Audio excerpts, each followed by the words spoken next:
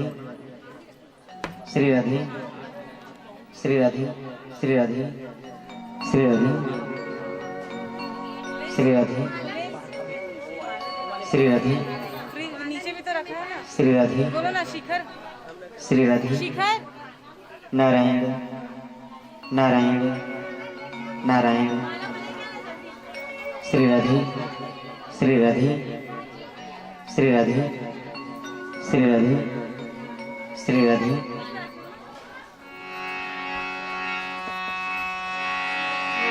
बोलो वृंदावन बिहारी लाल की जय हो। बोलो यज्ञ भगवान की जय हो। बोलो व्यास नारायण भगवान की जय हो। बोलो भागवत महापुराण की जय हो। आई बड़े बड़े सौरभ का विषय है। पार ब्रह्म परम परमेश्वर भगवान कृष्ण चंद्र ब्रजमंडन बांके बिहारी जी की असीम कृपा से मुंगेरी नगर के इस पावन धाम परम श्रद्धेय परम सम्मान्य स्वर्गीय श्रीमान शंकर लाल जायसवाल जी की स्मृति में श्रीमद् भागवत पुराण ज्ञान यज्ञ का आयोजन इनकी धर्म पत्नी सम्मान्या श्रीमती सुंदरी देवी जायसवाल सुपुत्री मीनाक्षी नीलम सिन्हा मुख्य यजमान परम सम्मान्य श्रीमती हेमलता परम सम्मान्य श्रीमान नंद किशोर जी जायसवाल सम्मान्य शिव सहाय जायसवाल सम्मान्य श्रीमती सुहागा सम्मान्य मल्लो जायसवाल सम्मान्य श्रीमती जयंती सम्मान्य राम कुमार जायसवाल सम्मान्य श्रीमती जयवंती जायसवाल सम्मान्य श्रीमती लता सम्मान्य राकेश जायसवाल सम्मान्य श्रीमती कोमल सम्मान्य संजय जायसवाल सम्मान्य श्रीमती सावित्री सम्मान्य राजन जायसवाल सम्मान्य श्रीमती रत्ना सम्मान्य चंदू जायसवाल सम्मान्य श्रीमती मेनका सम्मान्य प्रकट सिन्हा पूरे जायसवाल परिवार की ओर से लोरनी नगर के इस पावन मुनाम मुंगेरी नगर के इस पावन मुनाम श्रीमद् भागवत सप्ताह ज्ञान यज्ञ का आयोजन सभी भक्तजन विगत 3 दिनों से सत्संग रूपी इस मेला में भगवत कथा श्रवण करते आ रहे हैं। हमारे पूज्य व्यास जी परम सत्य परम सम्मान्य परम आदरणीय राधा कृष्ण पूज्य नितेश कृष्ण शास्त्री जी से हम वृंदावन मथुरा से व्यासपीठ पर विराजमान हैं। आइए आज चतुर्थ दिवस की जो भगवत कथा हमारे पूज्य व्यास जी के श्रीमुख से आज की कथा जो है श्रवण करते हैं। सभी भक्तों का माताओं बहनों का हम पुनः भगवान बांके बिहारी के दरबार में जायसवाल परिवार की ओर से हार्दिक अभिनंदन हार्दिक स्वागत करते हैं। बोलो वृंदावन बिहारी लाल की जय हो। श्री राधे श्री राधे नारायण नारायण नारायण हरि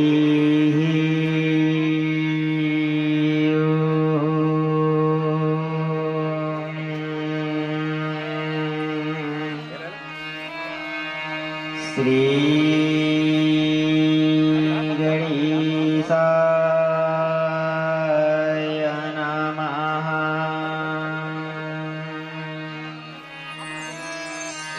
हरि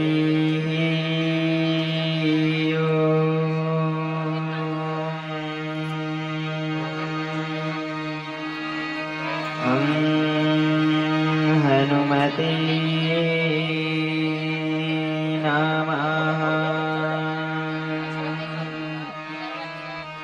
श्री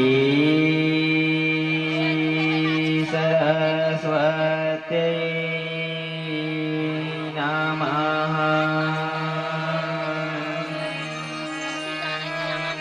ध्येयं सदा परिभवाग्नामा भीष्टदोहम्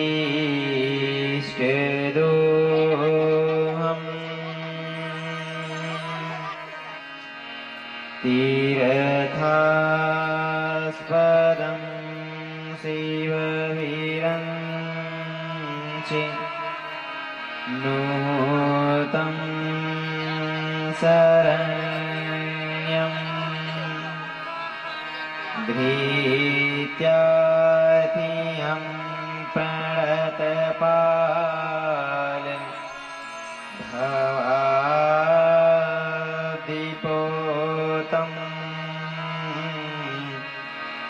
वन्दे महापुरुष ते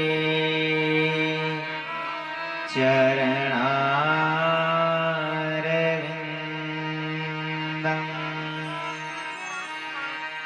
नारायणं नमस्कृत्यं नरं चैव नरोत्तमं देवीं सरस्वतीं व्यासं ततो जयमुदीरयेत्। हे कृष्ण करुणा सिंधु दीनबंधु जगत्पते गोपेश गोपिका कांते श्री राधा कांत नमोस्तुते। महामाई त्वं जगन्माता महामाई त्वं जगत्पिता महामाई त्वं जगद्धात्री महामायै नमो नमः। ध्यानमूलं गुरुर्मूर्ति पूजामूलं गुरुर्पदं मन्त्रमूलं गुरुर्वाक्यं मोक्षमूलं गुरुर्कृपा। जय जय श्री राधा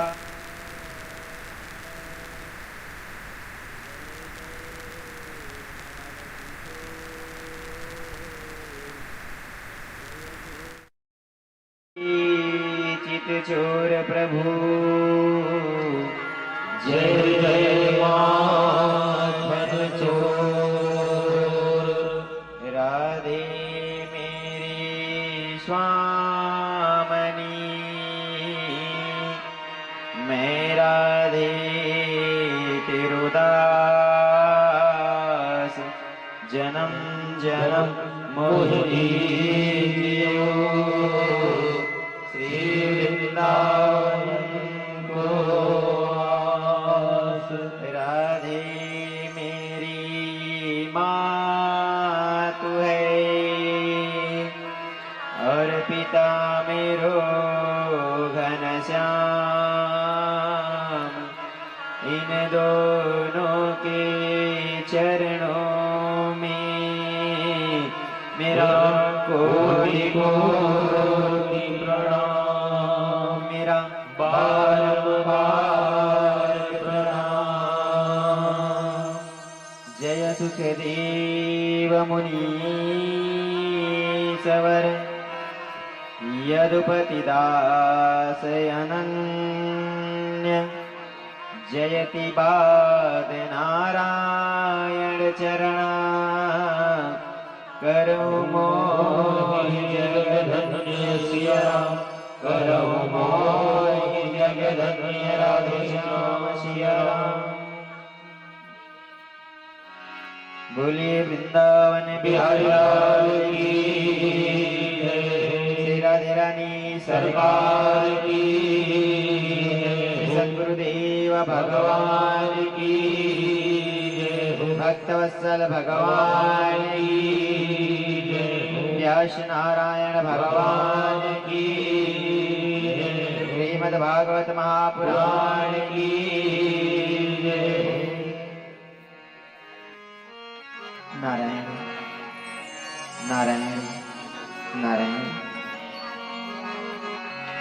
परम परात्पर अखिलेश्वर अकारण करुणावरणालय भक्तवांछा कल्पतरु त्रितडिंदित विनिंदित पीतांबरधारी मुरमुकुटधारी बंसीधारी श्री बालकृष्ण लाल के चरणों में दास का बारंबार प्रणाम। परम आराध्य लाडली श्री विशुभानुनंदनी किशोरी श्री राधे रानी जी के चरणों में दास का बारंबार प्रणाम। प्रातः स्मरणीय परम पूज्य श्री गुरुदेव भगवान के चरणों में दास का बारंबार प्रणाम। प्रातः स्मरणीय परम पूज्य दादा श्री के चरणों में दास का बारंबार प्रणाम। समुपस्थित समस्त विप्रजनों के चरणों में दास का बारंबार प्रणाम। समुपस्थित समस्त भगवत श्रोता वृंद के हृदय में विराजमान श्री गोविंद के चरणों में दास का बारंबार प्रणाम। समुपस्थित समस्त भगवत श्रोता वृंद को, समस्त यजमान परिवार को इस व्यासपीठ की ओर से प्रेम भरा स्नेह भरा जय जय श्री राधे, जय जय श्री राधे, जय जय श्री राधे श्याम। नारायण नारायण नारायण।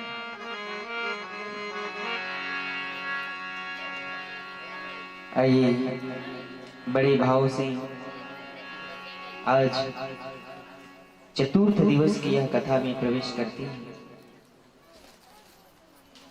कल बहुत सुंदर हम लोग भक्तों की यह कथा श्रवण किए थे। बहुत सुंदर भक्त ध्रुव की का श्रवण किए। इस जनों व भक्त ध्रुव केवल नाम संकीर्तनम यस्य सर्व पाप प्रणाशनम प्रणामो दुख समनम तम नमामि हरिप्रिय। केवल नाम लिया था, नाम का आश्रय लिया था और नाम का आश्रय लेने के कारण उसको परम धाम की प्राप्ति हो गई और ऐसा वरदान मिल गया उनको कि महाराज वह आज भी ध्रुव तारा के रूप में चमक रहे हैं। इसके पश्चात बहुत सुंदर हम लोग अजामिलोपाख्यान श्रवण किए थे। अजामिल भी अंत समय में राम का नाम लिया, अंत समय में नारायण का नाम लिया और अंतमति सो गति, अंत में वह जैसा नाम लिया महाराज वैसे उनको गति प्राप्त हो गई। इसके बाद फिर बहुत सुंदर हम लोग भक्त प्रहलाद की कथा श्रवण किए थे कि सिर्फ नाम लिया और महाराज नाम लेने के कारण अनंत संकटों से वह गोविंद उनको बचाते रहे और अंत में वह नाथ अपने चरणों में उनको स्थान दे दिया था। माताएं वार्तालाप ना करें तो महाराज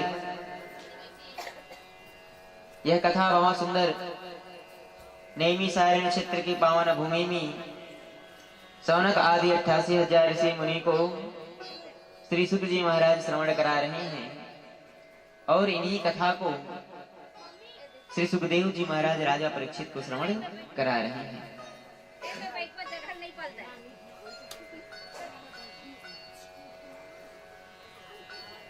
कल क्या क्या कथा श्रवण किए थे? हाँ, कल क्या क्या कथा श्रवण किए थे?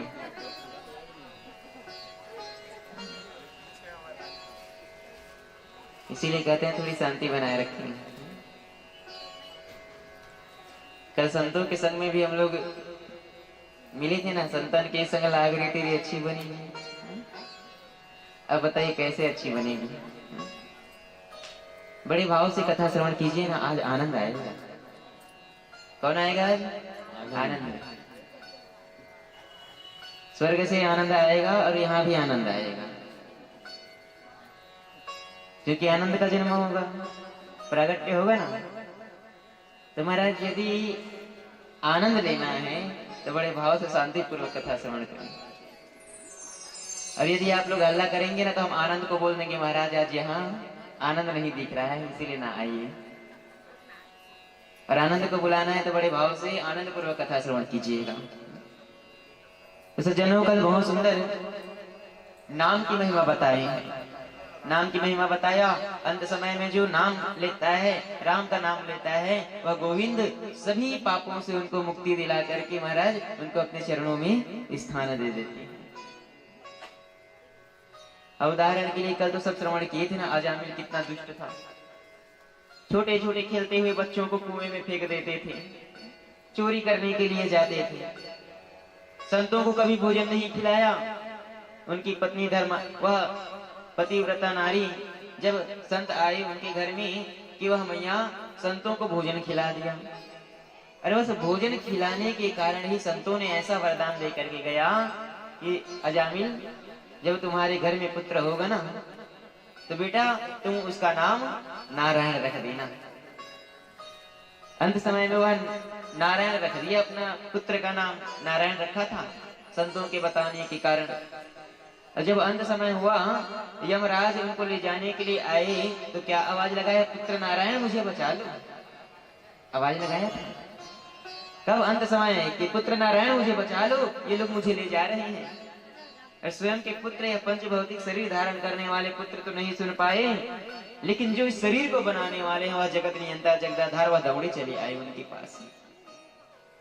क्यों आए? क्योंकि महाराज यह अपने पुत्र को तो आवाज लगा रहे हैं परंतु नाम मेरा जाप कर रहे हैं, मुझे बुला रहे हैं, इसीलिए वह गोविंद स्वयं दौड़े चले आ गए थे।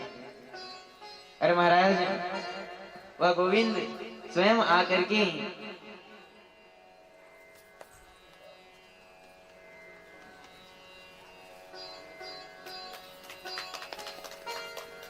महाराज वह गोविंद स्वयं आकर के दर्शन दिया और दर्शन देकर के उसको अपने लोक को ले गए थे। क्यों ले गए? क्योंकि अंत समय में मेरा नाम लिया है, नाम जाप किया है और नाम जप करने के कारण उनको कहां से कहां मिल गए, वैकुंठ लोक मिल गए।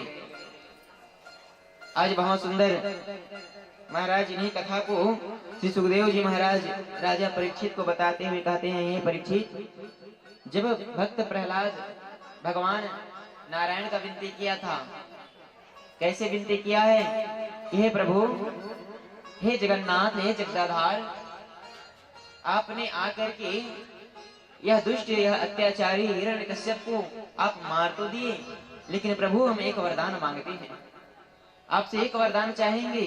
क्या वरदान? कि हम इनके पुत्र हैं, ये हमारे पिता हैं और पुत्र का परम कर्तव्य है कि महाराज अंत समय जब पिता का आता है तो उनको भी परम गति प्रदान करा देता है। इसीलिए हे जगन्नाथ, आप जिसको अभी अपने गोद में लेटा करके मारे हैं, प्रभु आप इसको नरक नहीं अभी तो इनको आप सीधे स्वर्ग पहुंचा देना। और वह गोविंद भक्त के यह भाव को देख करके जिसको मारने के लिए आए उनको भी वैकुंठ पहुंचा दिए। और वैकुंठ तो जाना ही था। क्यों? क्योंकि महाराज जी कोई और नहीं, ये जो असुर आए थे ये तो स्वयं भगवान नारायण के पार्षद है, जय और विजय, जो श्राप के कारण यहाँ असुर बन करके आए। और असुर बन करके आए तो वह गोविंद अपने भक्तों को बचाने के लिए, अपने पार्षदों को बचाने के लिए यहाँ वह मनुष्य रूप लेकर के आए थे। क्योंकि संपूर्ण संसार उसी का बनाया हुआ है, हमको भी बनाने वाले वही है और संसार को भी बनाने वाले वही है। महाराज सबको वह गोविंद बना रहे हैं। अब यहाँ वह बनाने के बाद वह गोविंद फल कैसे देते हैं? तो कहते हैं कि उनके कर्म के हिसाब से उनको फल दिया जाता है। आज बहुत सुंदर श्री सुखदेव जी महाराज राजा परीक्षित को बताते हुए कहते हैं, हे परीक्षित, नमो भगवते तुभ्यं पुरुषाय महात्मने हरि भूत सिंहाय गृहणाय परमात्मने। आज इस प्रकार से वह भक्त प्रहलाद बहुत सुंदर प्रार्थना करने लगे कि हे नरसिंह रूप, आज कितना सुंदर यह रूप दिखा दिए, अलौकिक रूप, अलौकिक छटा। भक्त प्रहलाद से पहले यह गोविंद ऐसा रूप नहीं लिया था और कोई जानता भी नहीं था कि यह गोविंद ऐसा रूप भी ले सकता है, नरसिंह का रूप ले सकता है। अरे वह तो जगन्नाथ है, वह तो उस दुष्ट को मारने के लिए अपने वास्तविक रूप में भी आ सकते थे। क्या उनके पास इतनी शक्ति नहीं है क्या कि वास्तविक रूप में आकर के मार सके? महाराज उसके पास तो अपार शक्ति है, और इतनी शक्ति होते हुए भी वह रूप क्यों धारण किया? वह रूप इसलिए धारण किया है कि संसार को वह बता सके कि महाराज जल में, थल में, पशु में, पक्षी में, हर इस संसार में जितने भी महाराज 84 लाख योनि है, जितने भी वस्तु है, जड़ में, चेतन में, सब में सिर्फ मैं ही वास करता हूँ। अहम ब्रह्मा द्वितीयो नास्ति, दूसरा कोई और नहीं है, एक ही भगवान है और एक ही भगवान के सभी अंश है। वह गोविंद बताना चाह रहे हैं कि महाराज मैं समय आने पर नरसिंह रूप लेकर के आ जाता हूँ, समय होने पर मैं हयग्रीव रूप लेकर के आ जाता हूँ, तो कभी मैं बराह रूप लेकर के आ जाता हूँ। अनेक रूप है उनके, एक मैं अनेक मेरा यह रूप। हम लोग आज बहुत से ऐसे भक्त होते हैं कि महाराज राम को भजने वाले श्याम को नहीं भजते, श्याम को भजने वाले राम को नहीं भजते। बहुत से लोग खाटू श्याम कहते हैं, अब खाटू श्याम वाले हमारे गोविंद को नहीं भजते, ऐसा होता है तो वह एक ही है, लेकिन हम उनके रूप को भजते हैं। महाराज हम लोग शाखा को पकड़ते हैं और जड़ को नहीं पकड़ पाते हैं। वास्तव में जड़ एक है ना, संसार को भी उसी ने बनाया, जल को भी उसी ने बनाया, थल को भी उसी ने बना दिया, ये शरीर को भी उसी ने बना दिया, तो भेदभाव किसमें? वह स्वयं कहते हैं कि मैं ही तो सब में हूँ, ब्रह्म सत्यम जगत मिथ्या। ब्रह्म सत्य है, एक ब्रह्म है और जगत मिथ्या है, ये संसार मिथ्या है।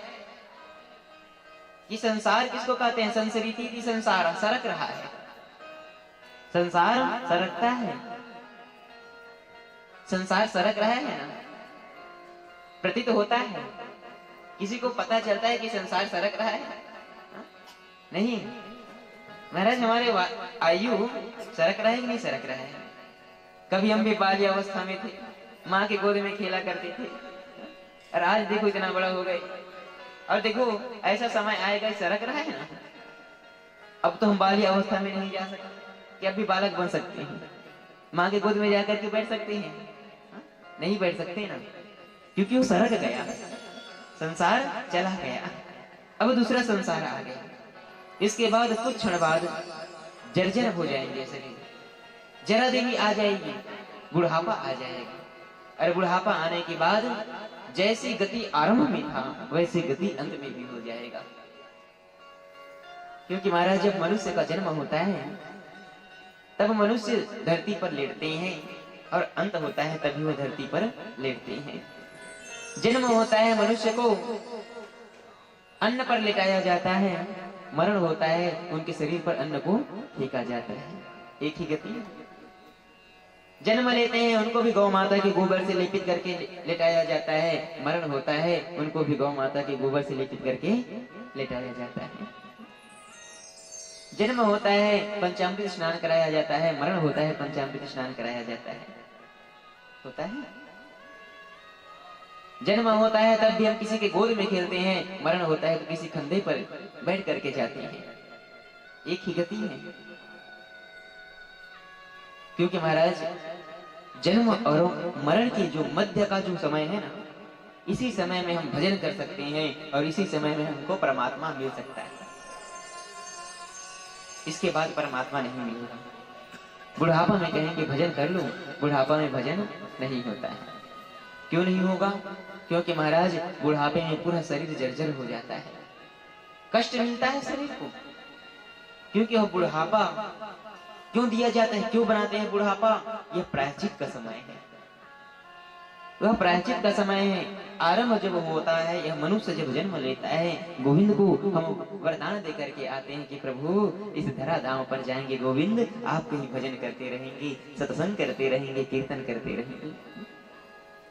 बालक माँ के गर्भ में होता है तो परमात्मा को वह यही वचन देते हैं कि प्रभु आप एक बार हमको धरा धाम पर तो ले जाइए।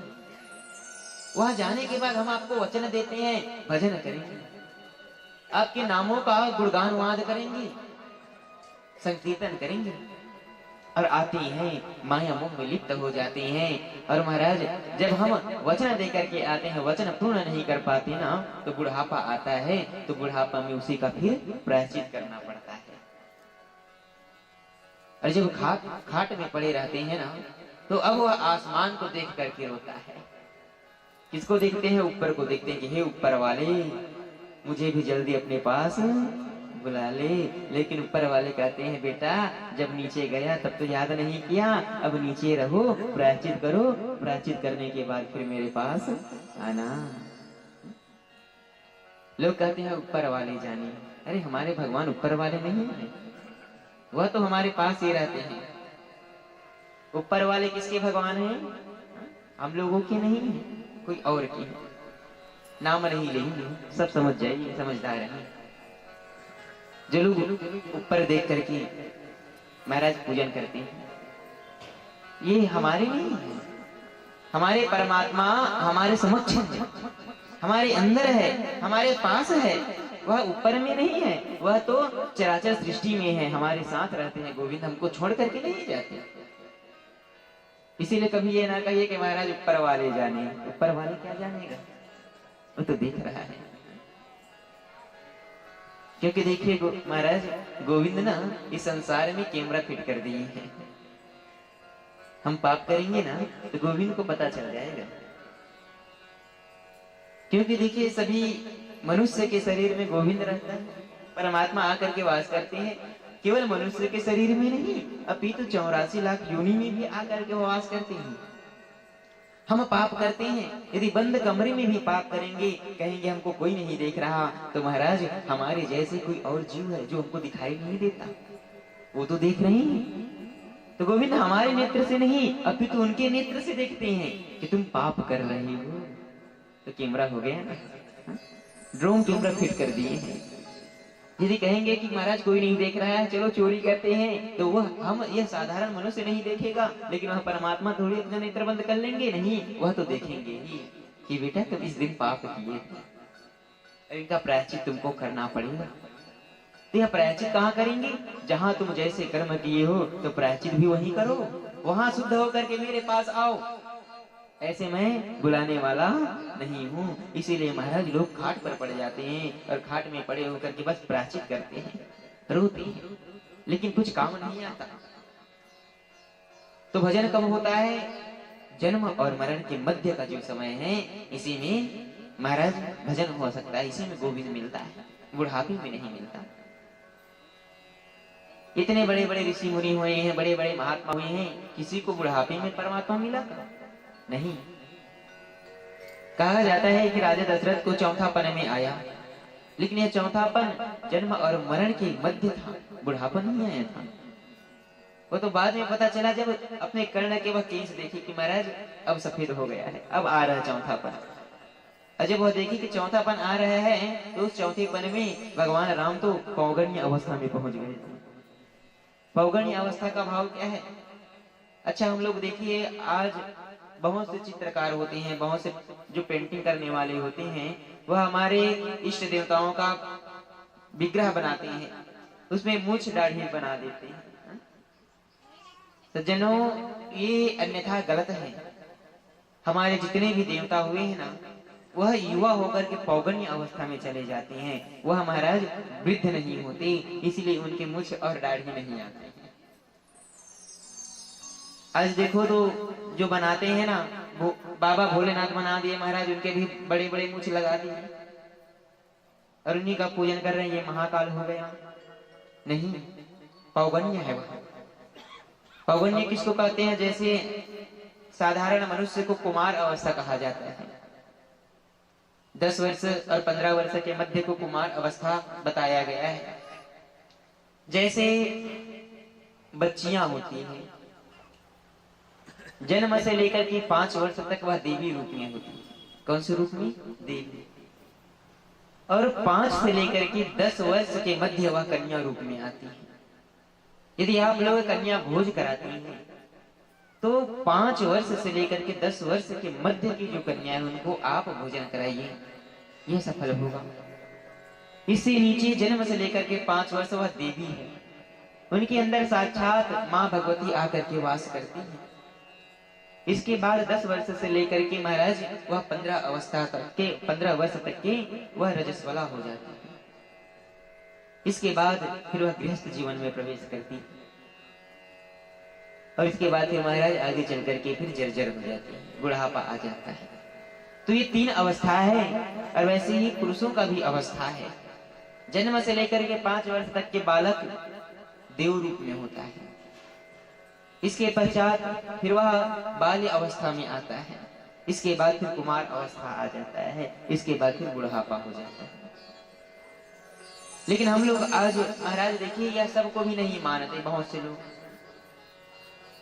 कन्या अवस्था कौन है, देव कौन है। बहुत लोगों के घर में यदि बेटियों का जन्म हो जाता है तो लोग उतना उत्साह नहीं मनाते। बेटी हुआ है और बेटा हो जाए तो खूब उत्साह मनाते हैं। लेकिन यह शास्त्र में यह वर्णन आता है कि सज्जनों, जिस मनुष्य के घर में आरंभ में बेटी का जन्म हो गया, सबसे पहले बेटी का जन्म हो गया, महाराज वह तो बहुत बड़ी भाग्यशाली है। कहा जाता है कि जो भाग्यशाली होता है उनके घर में सबसे पहले बेटी का जन्म होता है। महाराज जनक भी यही कहे हैं, आगे की कथा में भी श्रवण करेंगे। जब महाराज जनक के घर में जब आई माता सीता तो जनक भी यही भाव को कहे हैं कि मेरे घर में तो कन्या रत्न आ गई, सब कुछ आ गया, लक्ष्मी साक्षात लक्ष्मी आ गई। अब जिसके घर में लक्ष्मी आ गई महाराज वह नारायण भी पीछे पीछे आ जाएंगे।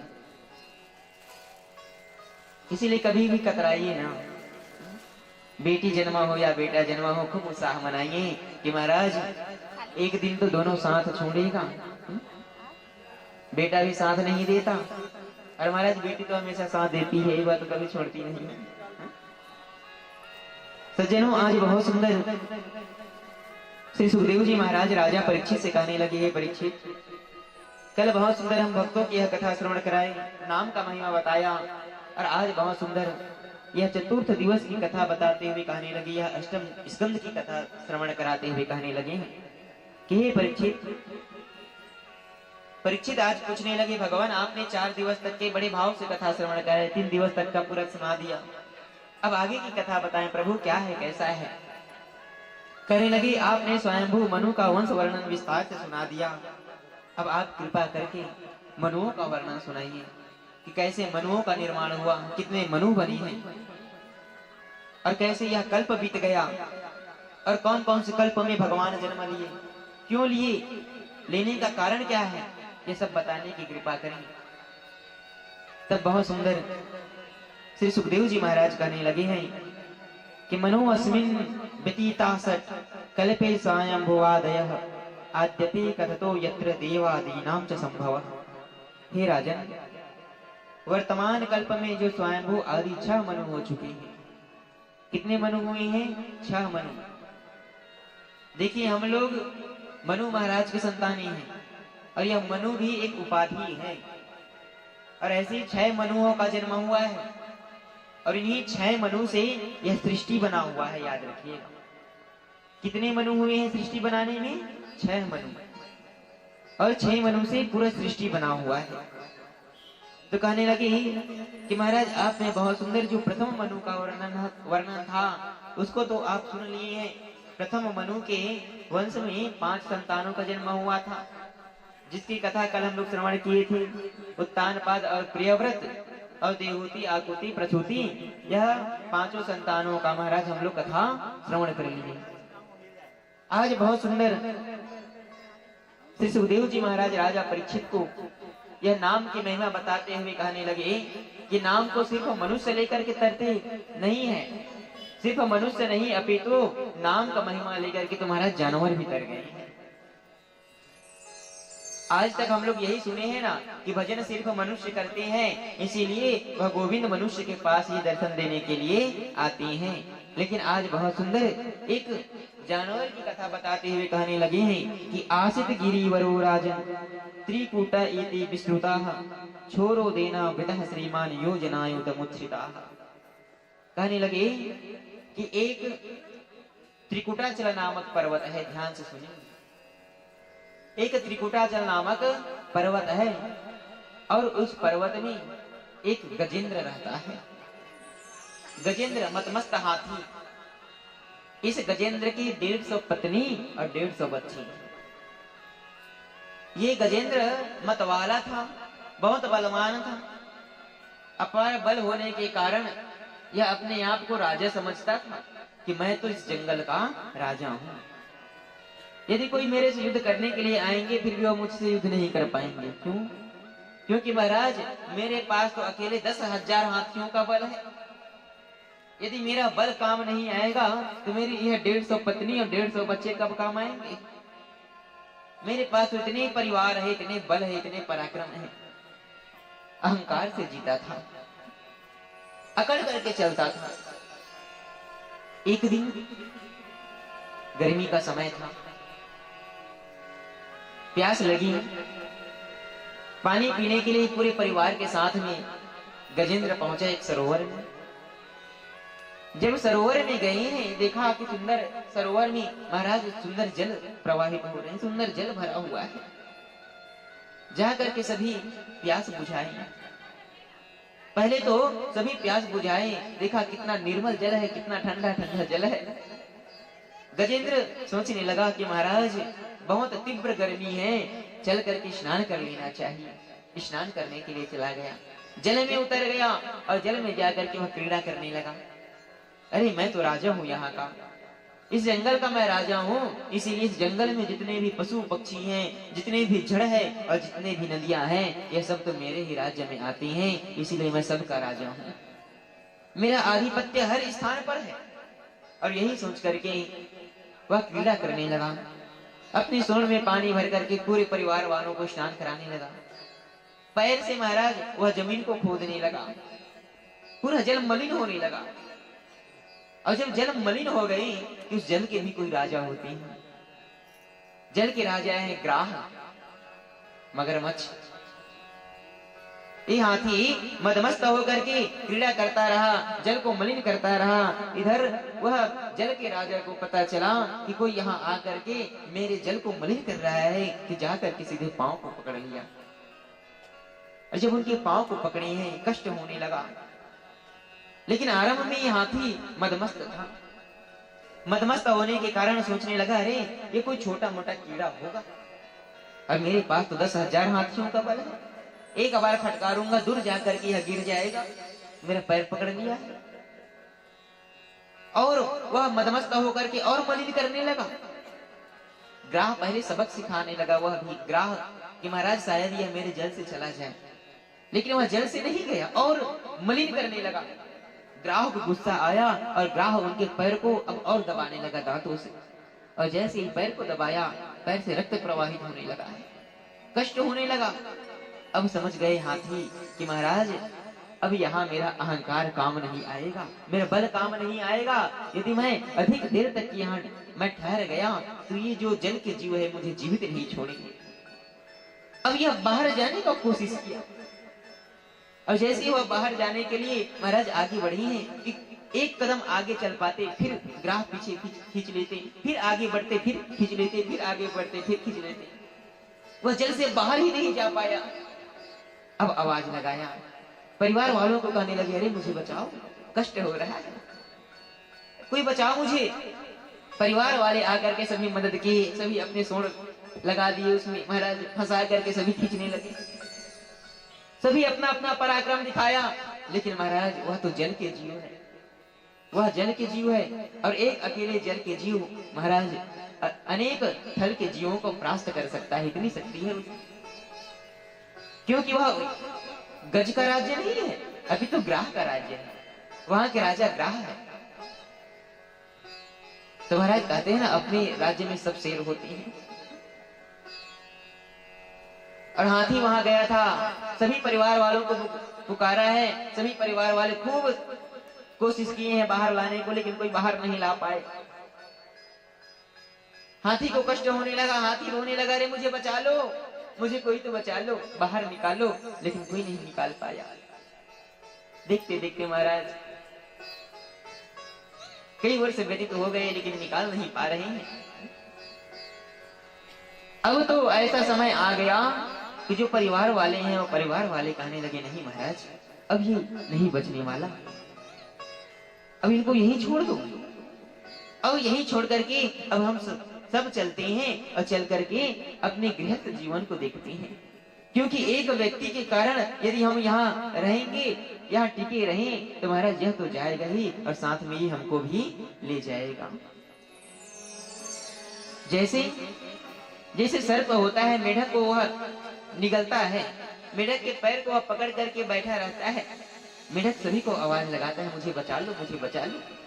परिवार वालों को बुलाता है, सभी परिवार वाले आते हैं, और जैसे परिवार वाले आते हैं कि मेढक सब, यह सांप मेढक के साथ पूरे परिवार वालों को भी निगल लेता है। क्यों? क्योंकि महाराज वह उनका भोजन है। इसीलिए कहा कि महाराज अब इसको यहीं छोड़ दो, यदि हम इनके पीछे पड़े रहेंगे ना तो यह तो स्वयं नहीं बचेगा और हमको भी यह नहीं बचाएगा। आज उनके 150 पत्नी और 150 बच्चे छोड़ करके चले गए, वह बेचारे उस सरोवर में फंसे रहे, रोने लगे, मुझे बचा लो, मुझे छोड़ करके ना जाओ, मुझे कष्ट हो रहा है, छोड़ करके ना जाओ। ये वही हाथी है महाराज जो कल तक कहा करता था कि महाराज एक मैं ही तो हूँ अपने परिवार को चलाने वाला, यदि मैं नहीं रहूंगा तो मेरे परिवार वाले किसके शरण में जाएंगे, मेरे परिवार वाले नहीं जी पाएंगे। लेकिन आज देखो, जब तुम स्वयं संकट में पड़ गए तो तुम्हारे परिवार वाले तुमको संकट में छोड़ करके आज चले गए। लोग कहते हैं ना महाराज कि मेरे बिना मेरे घर वाले नहीं रह पाएंगे, ऐसा नहीं है। इस संसार में यदि हम उनके साथ दे या ना दे, फिर भी वो गोविंद तो उनका साथ देगा, क्योंकि गोविंद हमको बनाए हैं, गोविंद हमको एक निश्चित समय दे करके यहाँ भेजे हैं। और आप यहाँ रहना चाहो या ना चाहो, लेकिन महाराज वह गोविंद तो आपका पालन अवश्य करेगा, कहीं से भी वो व्यवस्था वह करा देगा, क्योंकि वह अपना कर्तव्य वह निभा रहे हैं। हम लोग अपना वचन नहीं निभा पाते, लेकिन वह गोविंद तो आज भी निभा रहे हैं। आप चाहे गोविंद का पूजन करो या ना करो, लेकिन वह तो आपको सब कुछ देगा ही देगा। क्यों देगा? क्योंकि वह भी वचनबद्ध है। और कैसा वचनबद्ध? वह तो महाराज सृष्टि के लिए वचनबद्ध है कि संसार में जो भी जन्म लिए हैं सभी का पालन करना उनका कर्तव्य है। विश्वोत्पत्त्यादि हेतु, आप पूजो या ना पूजो, अन्न आपको मिलता है, अन्न मिल रहा है। अन्न देने वाला कौन है? हमारी धरती मैया अन्न दे रही है। जल देने वाले कौन है? महाराज वायु, वरुण देव महाराज दे रहे हैं। अग्नि भी हमारे देवता की परम स्वरूप है, जिससे भोजन बनता है। शरीर में पंचाग्नि प्रवाहित हो रहे हैं, जिससे हम भोजन को पचा लेते हैं। और फिर भी कहते हैं भगवान नहीं है। अरे भगवान तो कण कण में है। महाराज एक भक्त थे, स्वामी विवेकानंद जी के गुरु। कौन है? रामकृष्ण परमहंस। ये रामकृष्ण परमहंस ऐसे भक्त हुआ कि महाराज ये सीधे माता कालिका के पास जाकर के वार्तालाप किया करते थे, बात किया करते थे। किसे?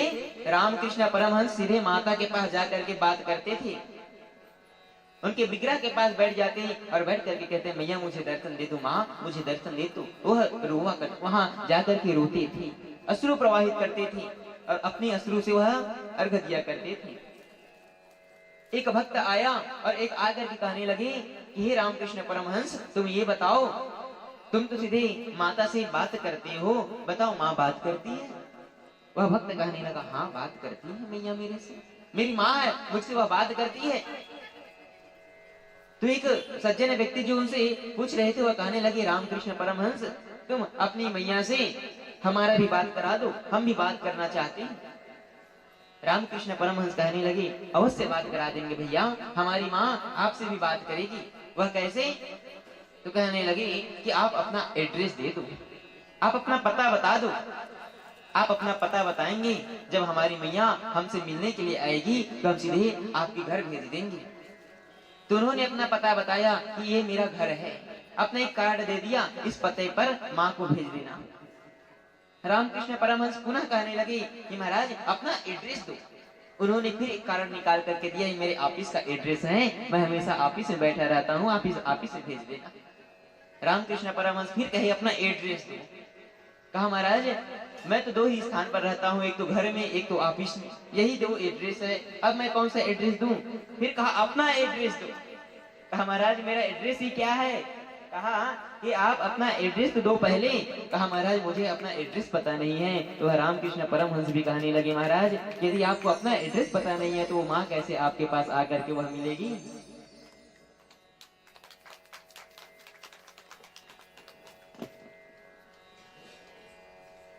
क्योंकि महाराज देखिए रामकृष्ण परमहंस बहुत सुंदर जवाब दिया, यदि आपको स्वयं का एड्रेस पता नहीं है और आप भगवान से मिलने के लिए कहते हैं, भगवान आपके घर मिलने के लिए आएंगे, तो एक निश्चित पता बताइए ना। तब उन्होंने कहा कि रामकृष्ण आप बता दो, आप कहाँ रहते हो, आपका एड्रेस क्या है?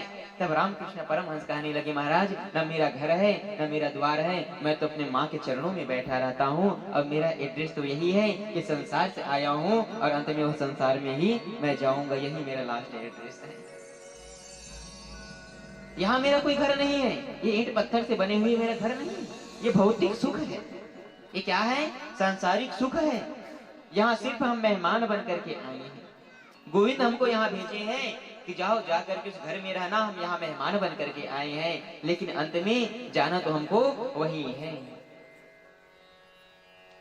सज्जनों आज देखो ये जो हाथी है, मदमस्त हाथी, परिवार वालों को पुकारा लेकिन कोई साथ दिया? कोई साथ नहीं दिया, सब छोड़ करके चले गए। इनके पीछे मत रहो, ये स्वयं अपने आप को नहीं बचा पा रहे, हमको क्या बचाएंगे? सब छोड़ करके चले गए। आज पीठ दिखा दिया। वह हाथी कहने लगे, वाह संसार वाले, इन्हीं के लिए मैं पूरा जीवन लगा दिया, इनका पेट पालने के लिए, भोजन लाने के लिए दर दर की ठोकर खाया। और जब अंत समय आया, जब यह ग्राह मेरे पैर को पकड़ लिए हैं कि आज मुझे छोड़ करके चले गए।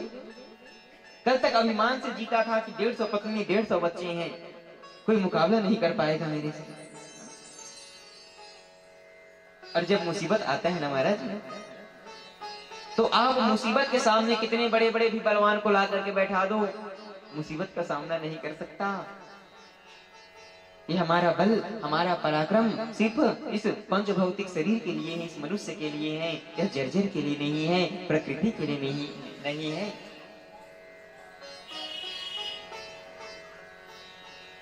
जब कष्ट हुआ है, कोई साथ नहीं दिया, तो वह हाथी क्या किया?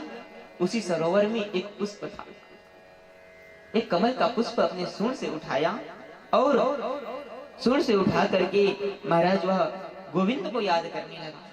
आकाश मार्ग को देखने लगे हैं और आकाश मार्ग को देख करके प्रार्थना करने लगे, हे जगत नियंता जगदाधार, आज यह संसार में मुझे बचाने के लिए कोई नहीं आया, जिसको मैं अपना मानता था आज वह अपना था ही नहीं। देखिए कैसे यह मुझे छोड़ करके चला गया। हे प्रभु, हे जगत नियंता जगदाधार, अब सिर्फ आप ही है, अब आप ही बचा सकते हैं। सज्जनों, गोविंद वह भी देखते हैं कि एक बार तो मेरे भक्त मुझे पुकार लें, एक बार तो बुलाएं, और गोविंद तो इंतजार में बैठे रहते हैं, लेकिन हम ही भूल जाते हैं। परमात्मा हमको नहीं भूलता, हम भूलते हैं। महाराज यदि हम लोगों का 2-4 परिवार बढ़ जाए तो हम लोग महाराज संसार वालों को भूल जाते हैं, क्योंकि इतना लंबा चौड़ा परिवार है महाराज, परिवार के पालन पोषण करने में समय निकल जाता है। गोविंद को देखिए, ये पूरा संसार उनके परिवार है, हमारे लिए भोजन ला रहे हैं, हमारे बाद इस धरती के नीचे भी वो भोजन पहुंचाने जा रहे हैं, उसके नीचे और भोजन पहुंचाने जा रहे हैं। भोजन सबको मिल रहा है। अब गड्ढे खोदते हो तो क्यों उसमें से कीड़ा निकल जाता है? वहां भी तो वायु है, क्योंकि वायु पी करके सब जी रहे हैं। वायु अग्नि की है तो सबके पास है, भोजन सबको मिलता है, सिर्फ बोल नहीं सकते, हमारे जैसे बोल नहीं सकते, हमारे जैसे बैठ करके भजन नहीं कर सकते। और क्यों नहीं कर सकती? इच्छा तो उनका भी होता है। अब देखिए, यदि सर्प पत्थर का होगा, सर्प यदि पत्थर का होगा, पता है कि महाराज ये तो दूध पीता नहीं है, हा? पत्थर का होगा तो दूध पिलाने के लिए जाते हैं कि प्रभु पी लो। पत्थर का होगा दूध पिलाने जाते हैं, पत्थर का होगा पूजेंगे, और सच में दर्शन दे दिया तो पूरे परिवार वाले लाठी लेकर के दौड़ जाते हैं, अरे बिन मारे ना छोड़ना, इनको मार डालो मार डालो। अरे महाराज पूरे मार डालते हैं। पत्थर का होता है पूजते हैं, और जब सच में दर्शन देते हैं तो बिन मारे छोड़ते नहीं है। चूहा को देख लीजिए, यदि चूहा पत्थर का होगा खूब लड्डू का भोग लगेगा, और सच में घर में आ गया, सच में घर में आ गए, एक लड्डू को खा लिया तो महाराज पूरे परिवार वाले फिर उनके लिए फंदा फंसाते हैं। अरे देखो उस द्वार पर जाओ, उधर से ना जाए, उधर से ना जाए, उधर से ना जाए। एक छोटे से जीव को पूरे परिवार वाले मिल करके महाराज समाप्त कर देते हैं, और पत्थर का पूजन करते हैं। वो भी कहते हैं महाराज जब पत्थर का होते हैं बहुत पूजते हैं, सच में आ जाते हैं सामने तो पूछते ही नहीं। तो महाराज इनका महत्व पता कब चलता है? हा? जब वो पत्थर हो जाती है। माँ बाप का महत्व पता कब चलता है? जब वो दीवार पर लटक जाते हैं। इससे पहले महाराज कोई महत्व नहीं है उनका। और जब दीवार में लटके रहेंगे ना तो डेली अगरबत्ती दिखाती हैं, तुम्हें वो माता च पिता, तुम्हें वो बंधु च सखा, तुम्हें